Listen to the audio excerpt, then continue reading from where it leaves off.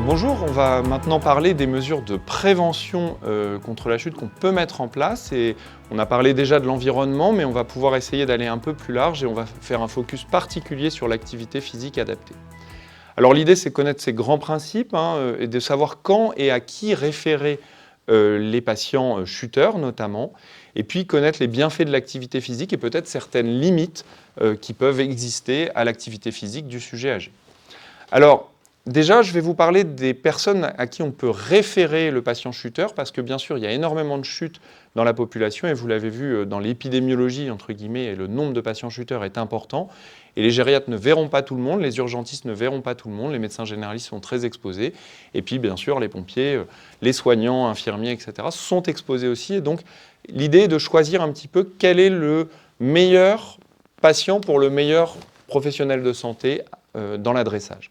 Alors ce qui est sûr, c'est qu'en cas de traumatisme, de station au sol prolongée, donc de gravité de la chute, d'impossibilité de se relever du sol, en cas bien sûr de malaise ou de syncope, ou en cas de chute qui récidive, là il va falloir adresser très souvent au service d'accueil des urgences, mais pas forcément. S'il n'y a pas d'autres signes de gravité, on va peut-être pouvoir adresser d'emblée à un gériatre. On a une plateforme de gériatrie, on vous a mis le numéro de téléphone qui peut permettre en journée de récupérer ces patients et de les évaluer assez rapidement dans le contexte de chute grave, puisque là, c'est des signes de gravité que je vous ai décrits. Après, pour des patients qui sont moins graves, qui n'ont pas ces signes de gravité, qui ont une vitesse de marche un petit peu ralentie, on a mis un seuil à 0,8 mètres par seconde, eh bien, à ce moment-là, on va pouvoir les adresser vraiment à la kinésithérapie, avec le médecin traitant, bien sûr. Et puis, une évaluation succincte du médecin traitant et du kiné pourra faire qu'on évalue dans un second temps en gériatrie, mais pas forcément. Et donc, ces patients-là sont d'un niveau de gravité un petit peu moindre. Et puis, il y a des patients à faible risque, qui ont une vitesse de marche conservée, qui ne sont pas des chuteurs récidivants. Ceux-là, on va les informer, on va leur donner un peu d'informations sur la chute, on va essayer d'informer leur famille, les éduquer, puis les référer, bien sûr, à leur médecin traitant.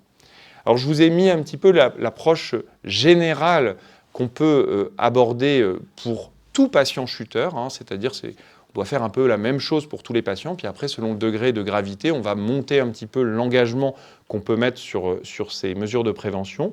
Ce qui est sûr, c'est qu'il va falloir toujours informer comment maintenir une mobilité, comment maintenir une fonction physique adéquate. On va toujours évaluer quand même les circonstances de la chute, que ce soit en contexte aigu ou en contexte chronique. On va essayer de réévaluer toutes les grandes pathologies pour voir s'il n'y a pas des choses à adapter, des médicaments bien sûr à changer éventuellement. Et puis on va proposer une certaine hygiène de vie et puis on va essayer de prévenir les grandes conséquences graves de la chute et notamment les fractures.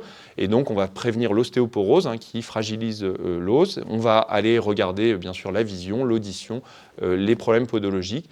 Et surtout le message fort de l'information, c'est de ne pas banaliser cette chute. Ça n'est pas banal de chuter avec l'âge, c'est une conséquence grave. Et pour nous, gériatres, l'important, ça n'est justement de ne pas arriver aux urgences, de ne pas arriver au moment où on appelle les pompiers, mais d'arriver au moment où on est sur la première ou la deuxième chute et on a encore beaucoup de choses à faire potentiellement pour éviter les suivantes. Alors, dans les conseils qu'on va pouvoir donner, parmi les grands conseils qu'on peut donner, il y a bien sûr l'activité physique. L'activité physique, c'est vraiment un des marqueurs et un des centres de la reprise de la marche et surtout de la sécurisation de la marche pour éviter les chutes. Alors c'est important parce que c'est une notion, on parle beaucoup de sport, les sujets âgés ne vont pas avoir envie de faire du sport, à part les grands sportifs, mais ceux-là ne chutent pas finalement.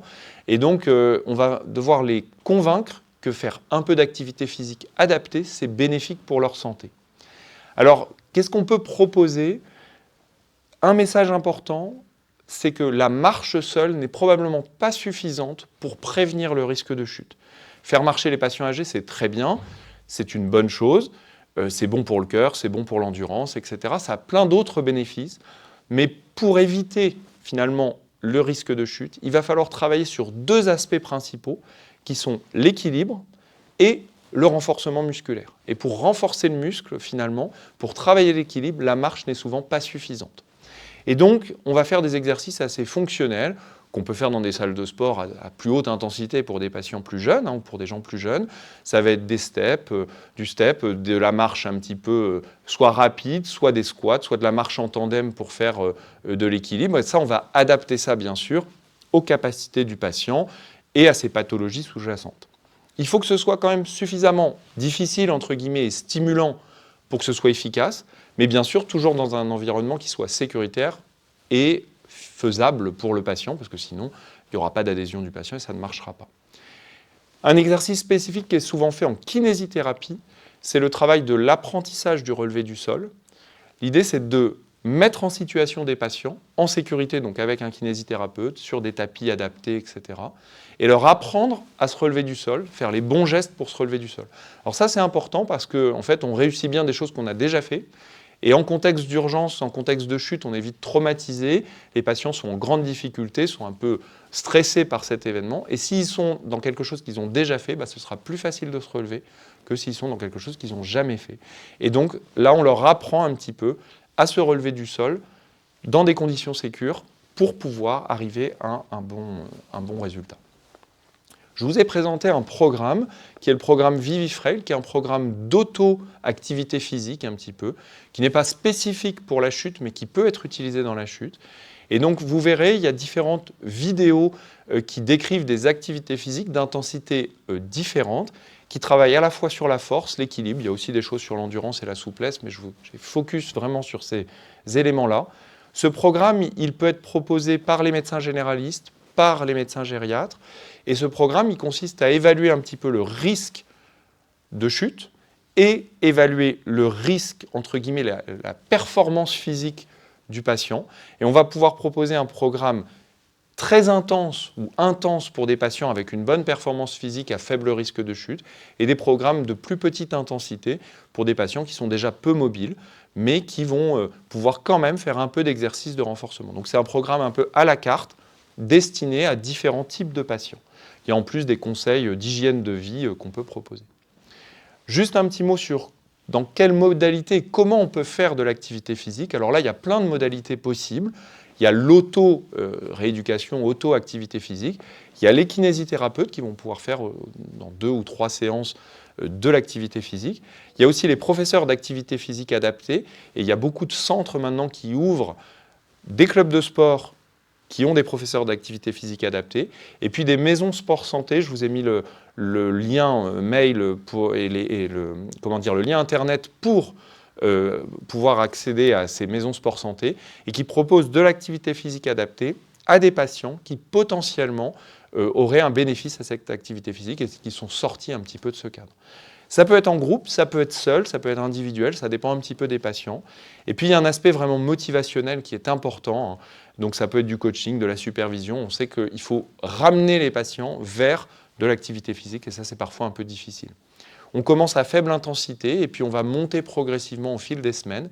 Et l'idée c'est vraiment d'arriver à une bonne intensité, l'intensité souhaitée, et puis après de prolonger cette activité physique et d'habituer les patients à en faire. Un petit mot sur les complications quand même et les contre-indications potentielles de l'activité physique.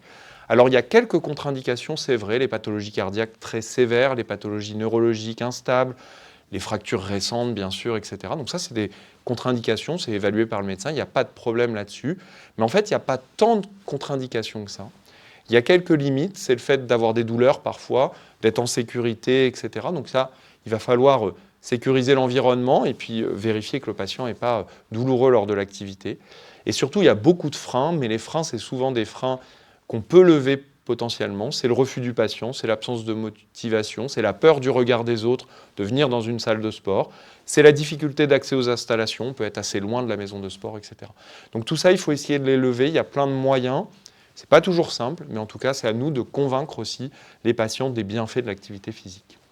Donc, en résumé, la prévention des chutes, c'est vraiment, ça passe par plein d'éléments, lutter contre les facteurs prédisposants, précipitants, et ça passe par aussi l'activité physique. L'activité physique, c'est renforcement musculaire, équilibre, et pas que la marche. Ça peut se faire en auto-rééducation ou en groupe ou dans des structures adaptées. Et puis, il faut convaincre les patients âgés des bienfaits de l'activité physique, mais c'est un peu la même chose que pour les patients jeunes, en fait. Voilà.